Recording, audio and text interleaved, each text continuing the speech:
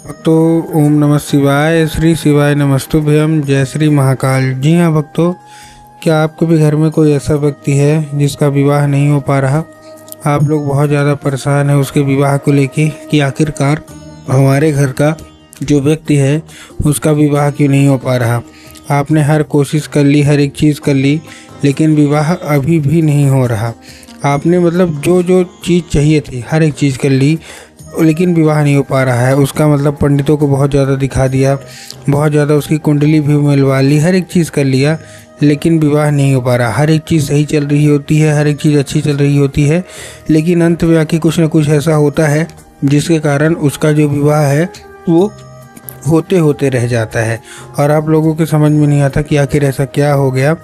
तो गुरुदेव ने बताया है, हर एक चीज़ बताऊंगा मैं आपको उपाय, बस उपाय ध्यान से सुन के अच्छे से करिएगा ज़रूर। देखिए, आपको भी पता है कि पूज्य गुरुदेव की जो कथा होती है उसमें लाखों की भीड़ आती है। कैसे भीड़ आती है? लाखों की भीड़ आती है। और जब गुरुदेव की कथा में लाखों की भीड़ आती है तो वहाँ ज़्यादातर जो भक्त होते हैं वो क्या करते हैं, पत्र के द्वारा अपनी इच्छा और पत्र के द्वारा अपनी मनोकामना जो होती है वो गुरुदेव तक पहुँचाते हैं। तो अभी गुरुदेव की कथा चल रही थी, आज से 4 से 5 महीना पहले की बात है। गुरुदेव की कथा चल रही थी और गुरुदेव की कथा में लाखों की भीड़ आई। अब जब गुरुदेव की कथा में लाखों की भीड़ आई तो वहाँ ज़्यादातर जो भक्त थे उन्होंने क्या किया, पत्र के द्वारा अपनी इच्छा और पत्र के द्वारा अपनी मनोकामना जो थी वो गुरुदेव तक पहुँचाई। अब जब गुरुदेव के पास पत्र पहुँचा और गुरुदेव ने पत्र पढ़ा तो वहाँ गुरुदेव ने देखा कि ज़्यादातर जो भक्त हैं उनकी क्या है, केवल और केवल एक ही इच्छा और एक ही मनोकामना है। क्या कि गुरुदेव, हमारे घर में एक व्यक्ति है ना, इसका विवाह नहीं हो पा रहा। किसी का लड़का था, किसी का लड़की थी, इनका विवाह नहीं हो पा रहा। हर एक चीज़ कर लिया, उम्र भी बीतती जा रही है। कोई 30 साल का हो गया, कोई 35 साल का हो गया, कोई 40 साल का हो गया, लेकिन विवाह नहीं हो पा रहा। कृपया करके कोई उपाय बता दें।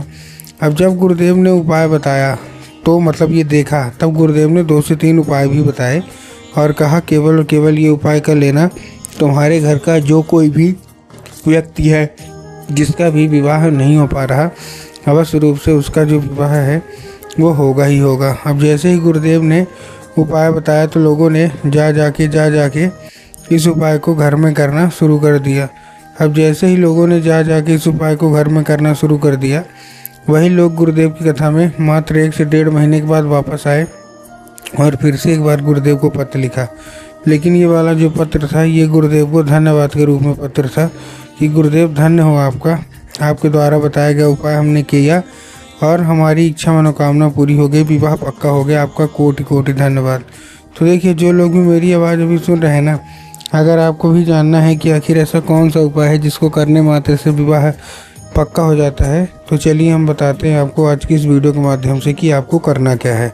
ठीक, तो देखिए, जो हमारा सबसे पहला उपाय है वो 3 काली मिर्च और 1 धतूरे का उपाय है। काहे का उपाय है? 3 काली मिर्च लेना है और 1 धतूरा लेना है। अब देखिए, काली मिर्च और काली तिल में ना बहुत सारे लोग कंफ्यूज होते हैं कि काली मिर्च क्या है, काली तिल क्या है, हमको थोड़ा साफ साफ बताओ। तब गुरुदेव ने बताया कि आपको काली मिर्च ही लेना है और साथ में आपको क्या करना है, 1 धतूरा ले लेना है। ठीक, ले लिया।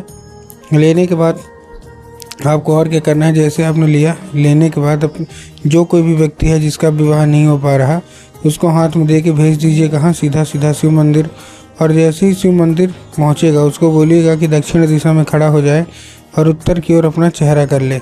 अब देखिए, दक्षिण और उत्तर में भी ना बहुत सारे लोग कन्फ्यूज़ होते हैं कि दक्षिण क्या है, उत्तर क्या है, हमको थोड़ा साफ साफ बताओ। तब गुरुदेव ने साफ साफ बताया है कि आप जिस भी शिव मंदिर जा रहे हैं उस शिव मंदिर में जिधर साइड जलाधारी होगा आपको अपना चेहरा उधर साइड करके खड़े हो जाना है। ठीक, खड़े हो गए। खड़े होने के बाद आपको क्या करना है, एक नाम लेके, कौन सा, महादेव का बहुत ही सुंदर सा नाम है, श्रम्भेश्वर महादेव। तो आपको करना क्या है, श्रम्भेश्वर महादेव का नाम लेके और उन्हीं का स्मरण आप करके आपको क्या करना है, अर्पित कर देना है बस। पूज्य गुरुदेव कहते हैं कि अगर ऐसा हो गया तो अवश्य रूप से सारी इच्छा मनोकामना पूरी होगी ही होगी। ठीक, ये था कौन सा हमारा, ये था हमारा पहला उपाय। अब हम चलते हैं अपने दूसरे उपाय की ओर। अब देखिए जो हमारा दूसरा उपाय है, इस उपाय में आपको करना क्या है। अब जो हमारा दूसरा उपाय है, इस उपाय में आपको लेना है लाल चंदन। जिसका भी विवाह नहीं हो पा रहा, आपको लेना है क्या, आपको लेना है लाल चंदन।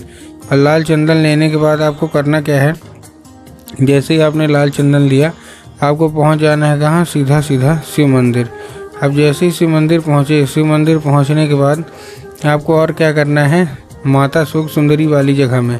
माता सुख सुंदरी की जगह कहाँ होती है, जलाधारी के बिल्कुल बीचों बीच। ठीक, तो आपको क्या करना है, जलाधारी के बिल्कुल बीचों बीच लाल चंदन का क्या करना है, 3 बार बिंदी के रूप में अपने उंगली से लगाना है। अब जैसे ही 3 बार बिंदी के रूप में उंगली से लगाएंगे, आपको उसको औषधि के रूप में मांगना है कि कृपया करके हमको इसको औषधि के रूप में प्रदान करिए।